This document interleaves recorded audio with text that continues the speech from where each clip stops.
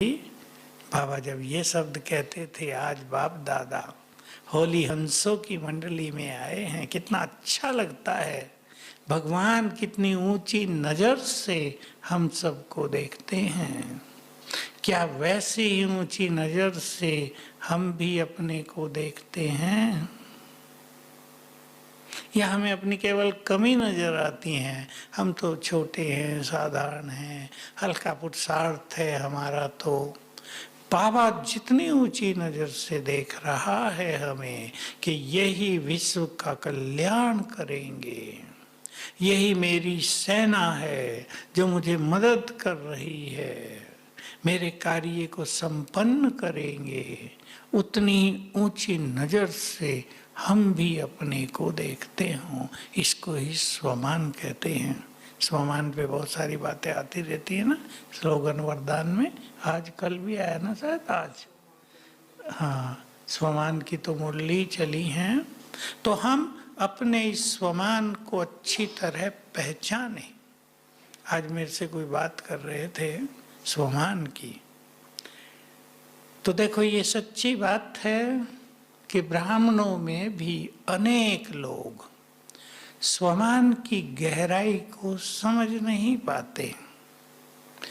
दो चीजें हमारे जीवन में बहुत ही सुंदर हैं, स्वमान और मनन, ज्ञान मनन। कोई भी चीज अगर हम मनन नहीं करते तो एक सिंपल महावाक्य है बाबा का, और अगर हम उस पर मनन करके स्वीकार कर लेते हैं तो वो हमारा है। स्वमान के बारे में तीन चीजें सब याद रखेंगे। जो कुछ बाबा ने हमें कहा उसे स्वीकार करना। हम अपने से पूछेंगे, हम स्वीकार करते हैं? बहुत लोग नहीं करते। जब मैं शुरू में इस पे क्लास कराया करता तो मैं एक छोटा सा उदाहरण देता था। बाबा ने कहा तुम महान आत्माएं हो, हम सब ने सुना, अनेकों ने अंदर ही अंदर से इसको रिजेक्ट कर दिया, मैं नहीं हूं, वो जो आगे बैठे हैं ना वो हैं, जो पुराने हैं ना वो हैं, हम तो साधारण हैं। सभी अपने को चेक करो। हमने बचपन से और अब तक हमारा जीवन किस तरह चला है उस पर एक जरा नजर डाल लो, और आज अच्छी तरह उसका विश्लेषण करो।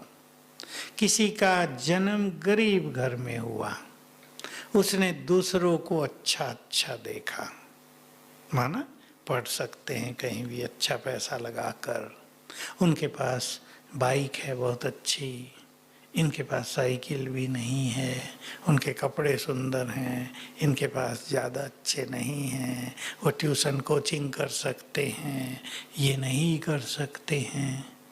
तो भावनाओं पे इफेक्ट हुआ या नहीं? यहाँ भी आप में से कई बैठे होंगे ऐसे जो इन परिस्थितियों से गुजरे हैं। क्या हमारे पास भी पैसा होता तो हम भी आज कोचिंग करते, हम भी मेडिकल में जाते, हम जा नहीं सकते हैं। तो क्या हुआ, एक निगेटिव भावना जीवन में बढ़ती गई। दूसरा केस देखो, कोई विद्यार्थी है बचपन से ही, वो होशियार नहीं था, उसकी 3rd डिवीजन आती थी, ले दे के पास होता था, दूसरे होशियार थे, इसके मन में बचपन से ही हीन भावनाएं आती गई। मेरे को बुद्धि कम है, मैं ज्यादा होशियार नहीं हूं। तीसरा देखो, एक व्यक्ति बचपन से ही बहुत सफल हुआ, दूसरा व्यक्ति बचपन से ही असफल हुआ, फेल्योर, हर कदम पर हर कर्म में असफलता मिली, उसके जीवन में निराशा आ गई। अब जब बाबा स्वमान याद दिलाता है तो उनको बहुत देर लग रही है, उनके मन में ये बैठ गया हम कुछ नहीं हैं, हम तो गरीब हैं, हमारे पास ये नहीं है, हमने बहुत मेहनत कर ली, हमारे भाग्य में पैसा है ही नहीं, हमारे भाग्य में सफलता है ही नहीं, तो हीन भावना ने पूरे स्ट्रांगली पैर जमा लिए हैं अंतर्मन में। इसको हटाना है।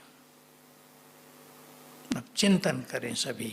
अब जब हम भगवान के पास आ गए, बाबा इसी का उदाहरण दिया करते हैं। गरीब बच्चा, गरीब का बच्चा साहूकार कोई एडॉप्ट कर ले तो पहले दिन से उसको नशा हो जाएगा या नहीं?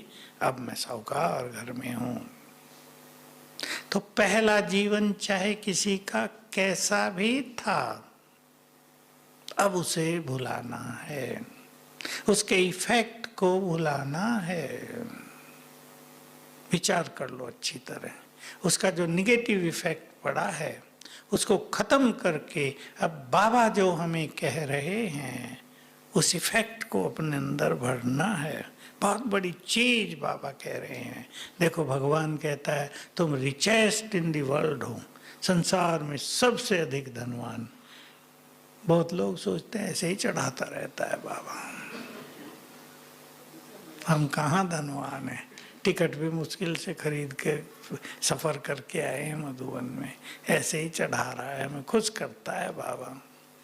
पर ये नशा किसको चढ़ेगा? बाबा राम नहीं, जिनके पास ईश्वरीय खजाने होंगे, जिसे बहुत सुख मिल गया हो, जिसे गहन शांति प्राप्त हो गई हो, जिसका जीवन खुशियों से भर गया हो, उसे कभी नहीं लगेगा मैं गरीब हूं। ठीक बात है या नहीं? कभी नहीं लगेगा।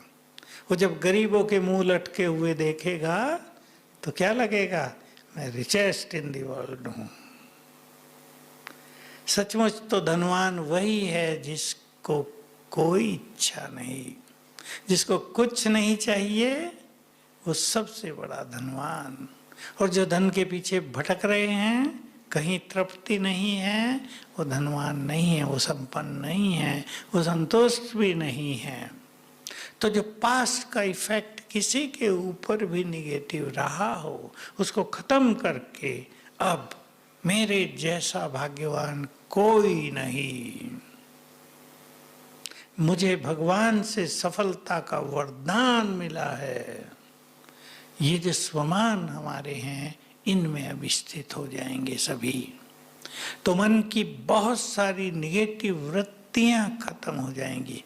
ये स्वमान बहुत बड़ी चीज है, इसे अच्छी तरह समझ लेना है। मन के अंदर छुपी हुई अनेक कमजोरियां हजारों वर्ष की भी समाप्त हो जाएंगी स्वमान से। ये स्वमान ही एक ऐसी प्रैक्टिस है जो आज से पहले किसी ने नहीं सिखाई थी। न इसकी चर्चा वेदों में है, न दर्शनों में, न उपनिषदों में, न गीता में। तुम आत्मा हो, इतना ही करके पूरा कर दिया है।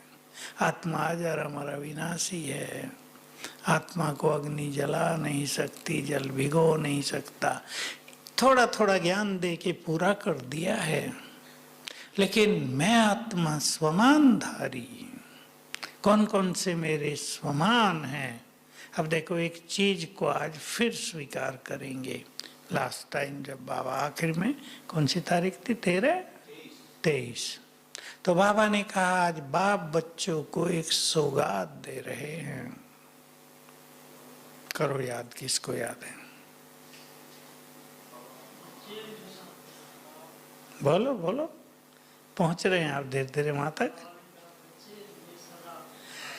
कितनी अच्छी सौगात दी, मैं सदा तुम्हारे साथ हूं। अब क्या हम सब ने इस बात पे गौर किया? भगवान कह रहा है मैं सदा तुम्हारे साथ हूं। हम क्या कह रहे हैं? हम कह रहे हैं कि वो सदा मेरे साथ है, या हम कह रहे हैं बाबा तो साथ देता ही नहीं? सोच लो क्या अंतर हो गया दोनों में। भगवान ने सौगात दे दी, अलौकिक सौगात भगवान की। मैं सब थोड़े चेंज कर देता हूं। मैं आज से सदा तुम्हारे साथ रहूंगा। और हम क्या कह रहे हैं? हम भी इसको स्वीकार कर लें। आज से सर्वशक्तिवान हमारे साथ रहेगा। साथ आ गया है, भगवान का साथ मिल गया है हमें। तो ये सबसे बड़ी गिफ्ट हो जाएगी ना। इसको स्वमान कहते हैं। तो पहला कदम है स्वीकार करना, और दूसरा कदम है उसके नशे में रहना, और तीसरा कदम है उसको बार बार स्मृति में लाना।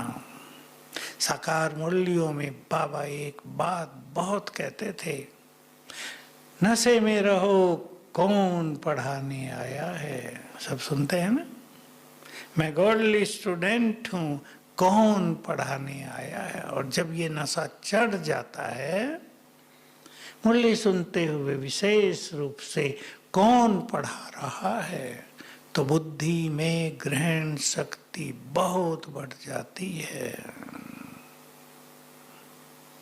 तो ध्यान देंगे इस बात पर कि हम उन सब स्वमानों को स्वीकार कर रहे हैं जो बाबा ने हमें दिए, स्वयं भगवान ने दिए हैं। बस इस अंतर को मिटा देना है। मैं आपको एक बात सुनाऊं, 82 की बात है। इस बात ने मुझे एक बहुत सुंदर रोशनी दी थी। बाबा ने मुरली चलाते हुए कहा, तुम सोचते हो, पुरुषार्थ करते हो, मुझे संपूर्ण पवित्र बनना है, पर तुम आज से संकल्प करो, मैं परम पवित्र आत्मा हूं। बहुत सुंदर लाइट है इसमें। हूं तो जिस चीज को हम स्वीकार कर लेते हैं वो तेजी से हमारे जीवन में आने लगती है। इसलिए मैंने माताओं को उनके बच्चों के लिए एक बहुत छोटी सी बात सिखाई है। छोटे बच्चों से कराएंगे बहुत अच्छा होगा। मैं बुद्धिमान हूं, 3 बार बुलवा दो बच्चों को उठाते ही, देखना कैसे उनकी बुद्धि का विकास होता है। और अगर माँ घड़ी घड़ी एक लगा के बोलने लगे बुद्धू है, पढ़ता ही नहीं, तो बुद्धू है, तो वो बुद्धू ही बन जाएगा और जिम्मेदारी माँ की होगी। क्या बनाएंगी माताएं बच्चों को? बोलो ना। माताएं तो गुम हो गई सुनते ही। बुद्धिमान, बुद्धिमान बनाएंगे या बुद्धू? मैं एक उदाहरण दिया करता हूँ, आज बहुत दिन के बाद मुझे याद आया। मैं एक जगह अपने लौकिक में गया तो एक परिवार, हमारे रिलेटिव कहा हमारे घर भी आ जाओ 5 मिनट। मैं चला गया, वहीं थे सेंटर के पास। तो माता कहने लगी, उसका छोटा बच्चा था, मेरे इस बिच्छू को भी सुधार के जाओ। अब वो बेचारा छुपने लगा माँ के कपड़ों में ही। बिच्छू कह दिया मुझे। मैंने कहा, मैं उसको जरा प्यार किया, मैंने कहा इसका नाम क्या है? कि नहीं, इसका नाम बिच्छू ही रखा हुआ है। तो मैंने कहा ये तो डंक मारेगा ही ना तुम्हें, जब तुमने इसका नाम ही बिच्छू रख दिया है तो ये तो डंक मारेगा ही। नाम बदल दो इसका, आज से इसका नाम देव कुमार रख दो। मान लिया बच्चा खुश, माँ को छोड़ के मेरे पास आ गया, देव कुमार। फिर मैं गया कई साल के बाद, तो वो मिली मुझे। मैंने उससे पूछा तुम्हारे बिच्छू का क्या हाल है? तो वो पास ही था। कहा ये है, अभी 10वीं में आ गया है, अब ये सचमुच देवता है। नाम बदलने से संसार उसका बदल गया। ये सत्य बात है, ये गहरा मनोविज्ञान है कि हमारी वृत्ति, अब निश्चित है बच्चे माँ को तंग तो करते ही हैं, करते हैं। एक माँ ने कहा मैं योग में बैठती हूँ, 2 बच्चे हैं, वो मेरे कंधों पे चढ़ जाते हैं, बाल खींचते हैं, बड़ा मजा आता है। मैंने कहा उनको मजा आता है ना, तुम बैठिए एकदम एक रस, उनको मजा आता है तो चढ़ जाते हैं, मजा लेते हैं वो भी। मैंने कहा उनको खेलने दो ना गोद में, तुम अपना योग करती रहा करो। वो तंग होती थी, उन्हें हटाती थी, मारती थी, वो ओराते थे ज्यादा। मैंने कहा उन्हें खेलने दो, वो खेलते रहे, बच्चे शांत हो गए। माँ ने रिएक्शन नहीं किया, बच्चे ही शांत हो गए, छोटे थे। तो हम अपनी वृत्तियों को महान बनाएं और अपने स्वमान को बढ़ाते चलें।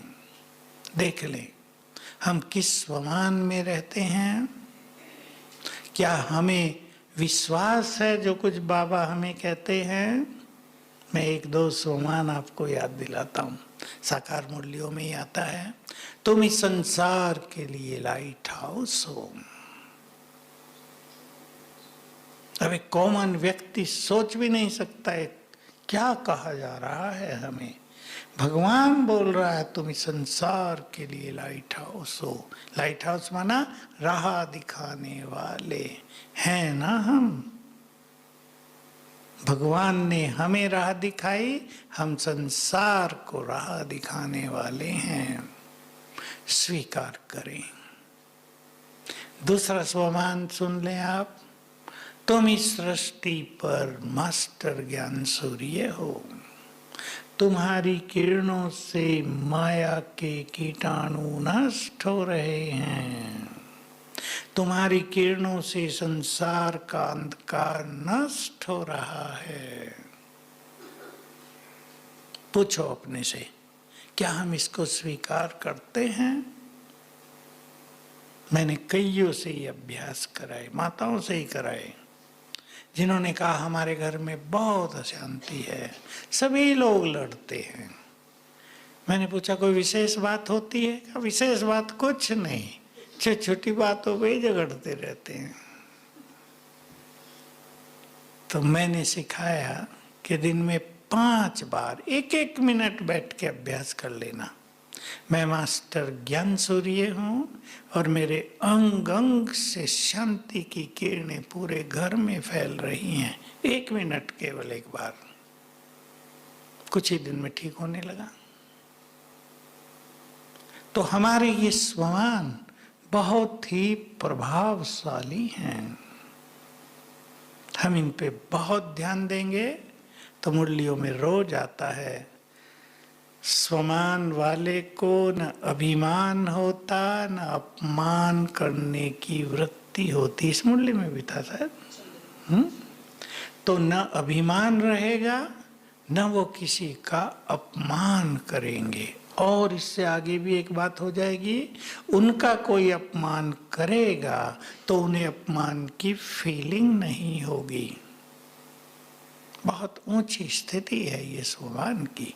स्वमान से आत्मा इतनी भरपूर हो जाती है, अपने आंतरिक सुख में इतना रहने लगती है, किसी का अपमान उन्हें अपमान लगेगा ही नहीं, सहज हल्का लगेगा। जैसे ब्रह्मा बाबा को कितने लोग गाली देते थे, ऐसे शब्द बोलते थे कि सुना भी न जाए।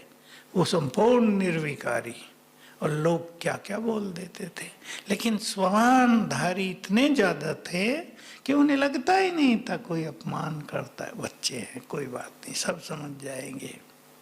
तो हम स्वमान को बढ़ाएं, अपमान की फीलिंग भी समाप्त होगी, अपमान करने की वृत्ति भी खत्म और अभिमान भी नष्ट होगा। ओम शांति।